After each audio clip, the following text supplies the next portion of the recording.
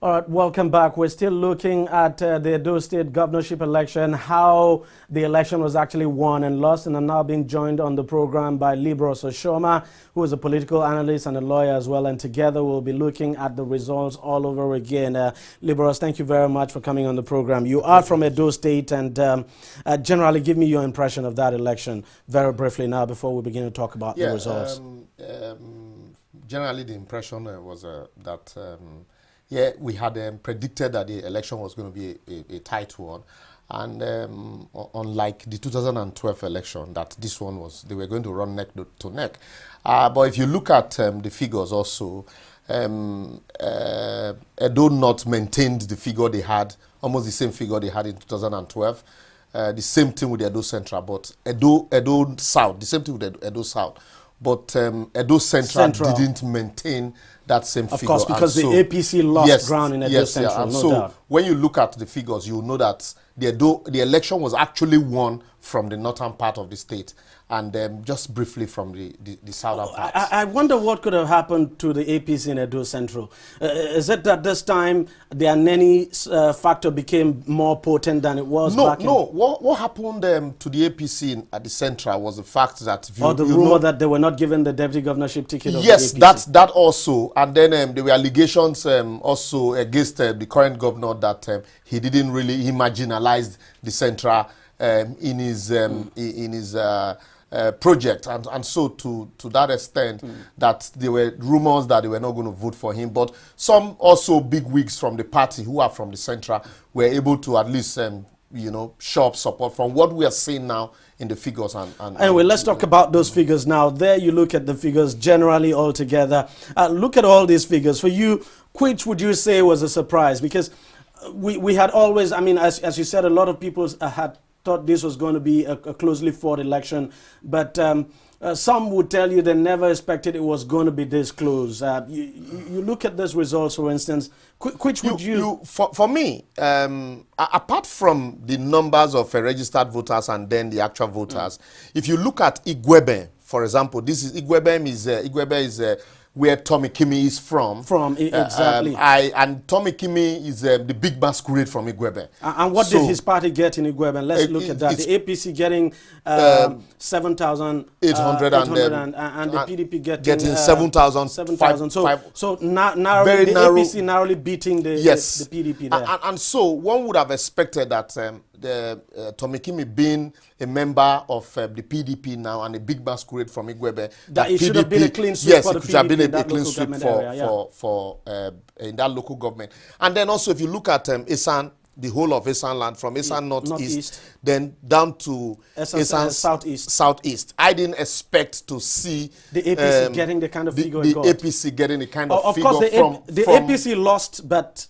Yeah, in Esan Northeast, this was the only local government where you had a wide margin for APC. But if you look at Esan Southeast, and of course we go to the other. The margin wasn't that much. Esan Central also, the margin was very slim. So these are areas where the PDP was also able to show up votes, because if in, like you said, the in APC your opening, was able to show up the votes, APC, because like you said in your opening statement, if the PDP had won, massively the way APC won in the north, then the result would probably have been different. Something else I want to talk about. Let me just go back to the other slide. Orion local government area. Yes, Orion local government area. I know it was going to be as well. Yeah, I know it was going to be tough, because mind you, the two candidates are from the south. Oredo is in the south. Orion is in the south. Yeah. Ovia is in the south, and so it was. Orion, the current deputy governor is from Orion also. Yeah, exactly. And so it was, and the candidate of the PDP coming from Orion, I knew Orion was going to be a very tight battleground for them. And in the last election, in the last presidential election, there were issues, on the votes coming from Orion. These are places, Abudu, and these are places with, massive voters also. But you look at it, the PDP candidate, even though he's from Orion, he did not make a clean sweep there. That's what I'm saying, because you have the current deputy governor coming from Orion, and then the PDP candidate from Orion. So it was not going to be an easy fight for the PDP. It wasn't a place where you say, the PDP just wasn't going to be a plain sailing for the PDP, at all. And then looking at Also, if you go to, I think, Oredo also. Oredo, very close, very tight. Oredo is the heart of the city, of the state. And in Oshomole's first term, take it or leave it, Oshomole did make a strong impression in the heart of the people. In even the later about Benin, also the 2012 election endorsed him. And so to that extent, they were not going to forget in a hurry some of these great works of Oshomole. And so that also would have amounted to how APC were able to get this large number. Yeah. But my surprise really is that PDP was able to get 30,000, because if you remember in 2012, in 2012 election, PDP did not get up to 30,000 votes in Oredo. So for me, it's a drop for APC in Oredo. Something very disappointing I want you to briefly comment on. You look at the number of registered voters, 273,000, and then look at the people who actually turned out, 74,000. If you look at the total number of registered voters in the state, 1.9 million, and then the actual number of voters, let's say, plus the voided... Less than a third. Less than a third. And so for me, this got me thinking. Even if you look at the general election, the total number of registered voters and the total number of actual voters, since the inception of card readers, the numbers keep dropping. For me, I think... I begin to look at this population, the Nigerian population. I think there is something wrong somewhere. There's need for us to reassess. To really find out if we're up to the number we claim to be. Okay, let's quickly go look at these figures now. Anyway, we're going to come to them because we're still going to break them down into senatorial district, and there you have them. I mean, Edo Central.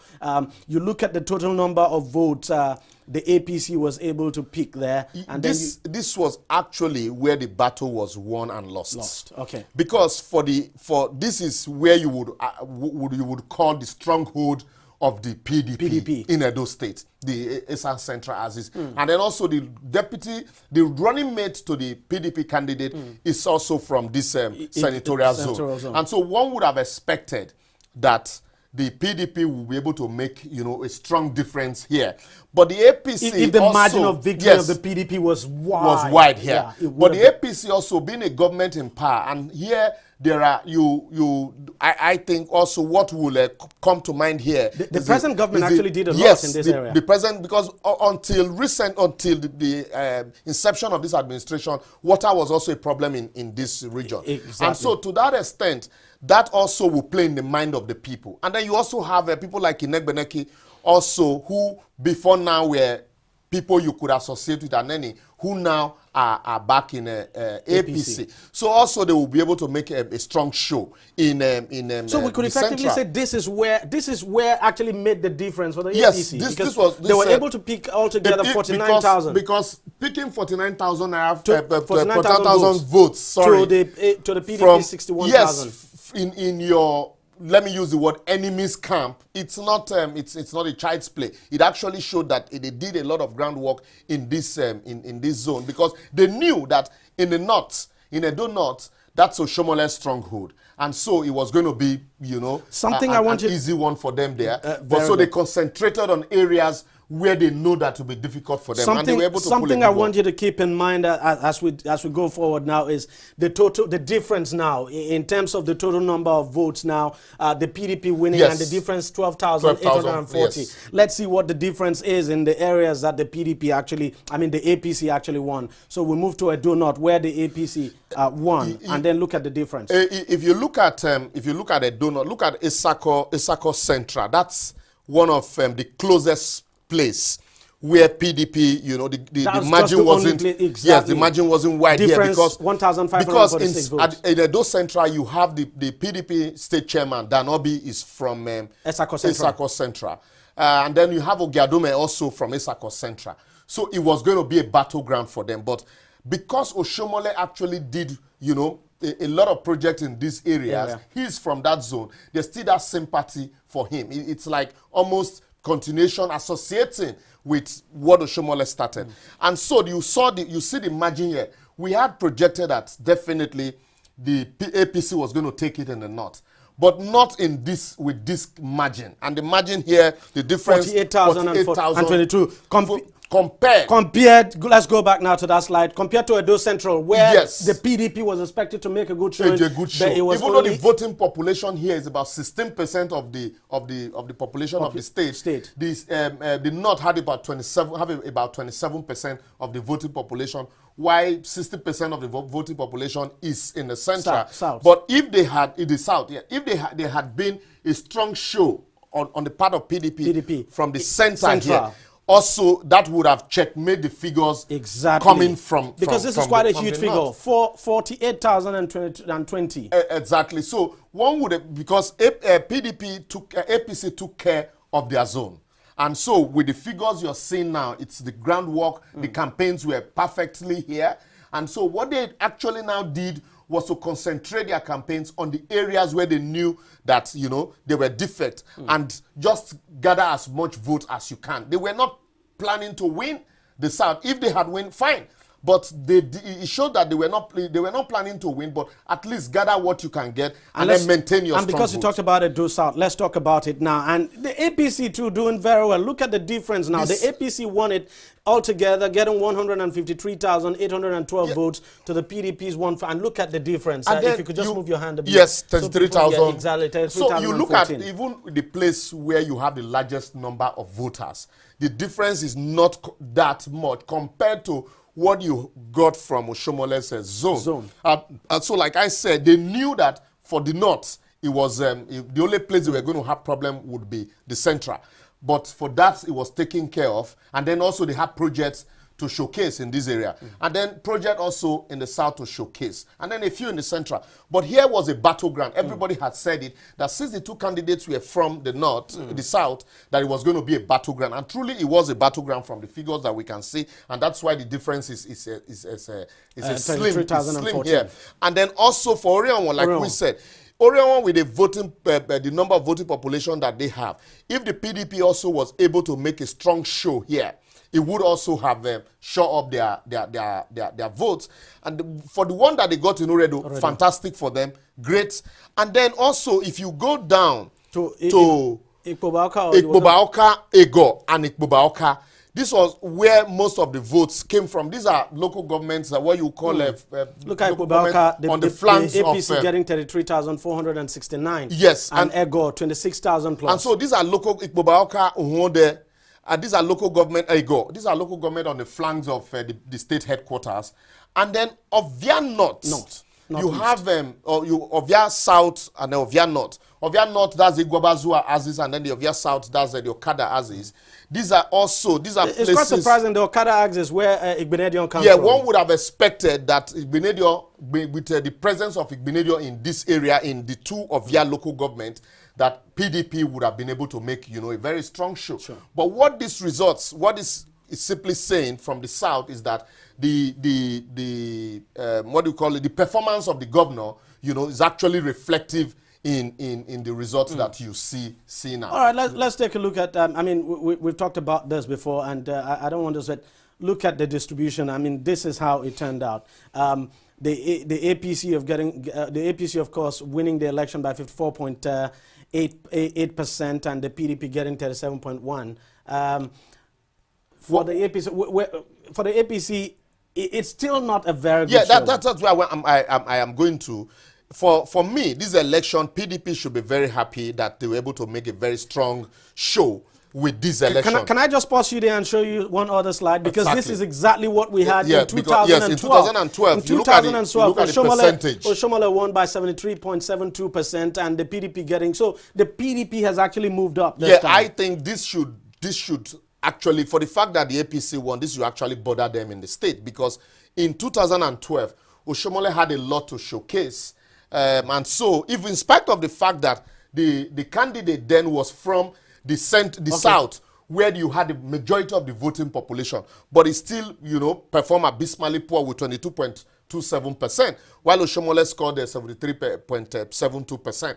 But now that you have the two candidates from the area, the voting area, you had expected that, and also coupled with the performance of Oshomola in the first term, even though in the second term a lot of people were disappointed with his performance. That is what you see reflecting in the PDP, you know, raising the bar up to this level, coupled with the popularity of the PDP candidate. Yeah, I was going to say that because fact is that this candidate back then in 2012 was not so popular. This time the PDP fielded a much stronger candidate. Apart from his popularity, whether it was popular or not, Oshomola's did very well in his first term. Exactly. Yes, Oshomola's performance in his first term, you know, irrespective, even if you had brought these candidates to contest with him at that time, I don't think he would have been able to even perform up to 20%. Another thing, it's true that the APC has won this election. Obaseki is the governor-elect, but then the APC must begin to look at these figures and then begin to think that something is actually wrong, because you would have expected that the APC was probably going to build on this. Exactly. But it clearly that's shows why that I think this should worry Oshomole and worry the candidate. And the party, of course. Also, it should worry the party that people in 2012, people voted on the basis of performance. And if the governor still thinks, you know, his performance are preceding him, then he should check the percentage and the records here to actually show that, look, there's something wrong somewhere. And I think Obaseki should take it up from there and build on the campaign promises and then see how they can take it back to this figure if come after 4 years, if he's interested in running. No doubt at all. This is a problem for the APC. The APC has got to look at this, because fact is that the APC is no longer as popular as it used to be. Yes, that's what back in basically 2012. this is saying. That's what basically. And then also some of the issues you need to look at for a man who is that popular, who was that popular. And then and whether we like it or not, he was a factor in these elections. Yes, definitely. So his popularity rating has definitely gone down from the results we have seen. And then also for people to, this a state also that would ordinarily want to forget anything about PDP because of the ignoble days of Lucky Benedi as governor. But for the people to look back to PDP that they ordinarily would want to go away from, exactly, then it tells you something is wrong. And that's the APC should not just close their eyes to Let's look at now, I mean, he has won the election now. He's the governor-elect. He will be sworn in much later in the year. And fact is that the next attention will now shift to those election promises. Yes, I mean, in his acceptance speech, he said he was going to try as much as possible to deliver. But then he should also remember, he set the benchmark for himself. For instance, he says he's going to produce 100 grassroots millionaires in 4 years, create 200,000 jobs in 4 years, revive moribund industries and invest in new ones, invest in roads, schools, hospitals, housing, create tax-friendly regime. You look at these promises, you think they are just too ambitious? Yes, I first and foremost, I listened to his victory speech yesterday. I would say well-crafted and well-delivered. Most especially when he started with the fact that they made promises getting to this point, and that so these are promises that he holds dear to his heart. And but for me, looking at these and knowing the state very well, one of the poorest states in the country, and then coupled with the attitude of our politicians, although it's not a typical politician, the everyday Nigerian politician, but he's been with them. But I think these are too ambitious, and you know, like the way we play politics here, you throw everything in the mix.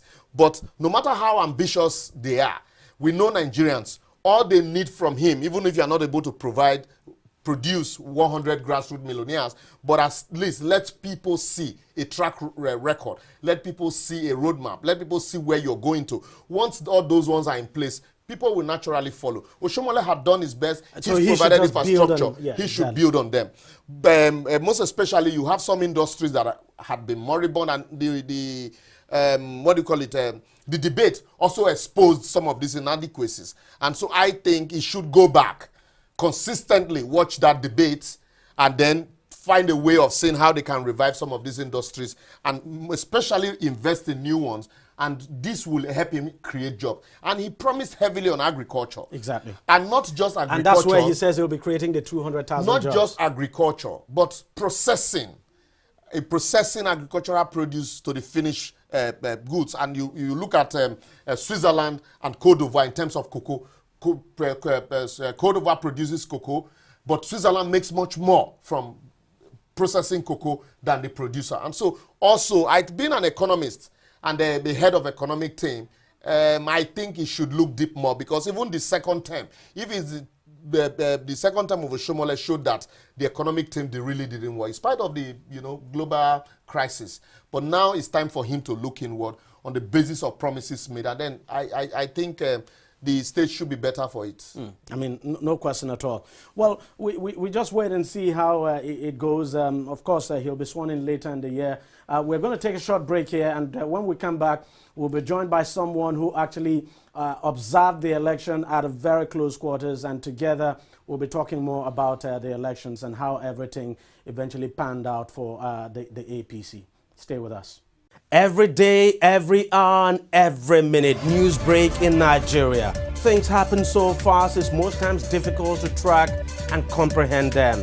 But that's what we do right here on DEJI360. 2015, would you want to come back again? It's like asking Jesus Christ if he knew he was going to die, will you want to come back as the savior of the world again? We do not just help you track the stories, we break them down, explore all the angles, analyze the issues so that you can fully comprehend the stories and use them to make the right decisions.